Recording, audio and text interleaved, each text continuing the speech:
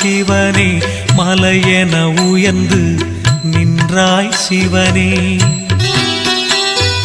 பாதம் பணிந்திட வந்தோம் சிவனே அண்ணாமலையில் அருளும் சிவனே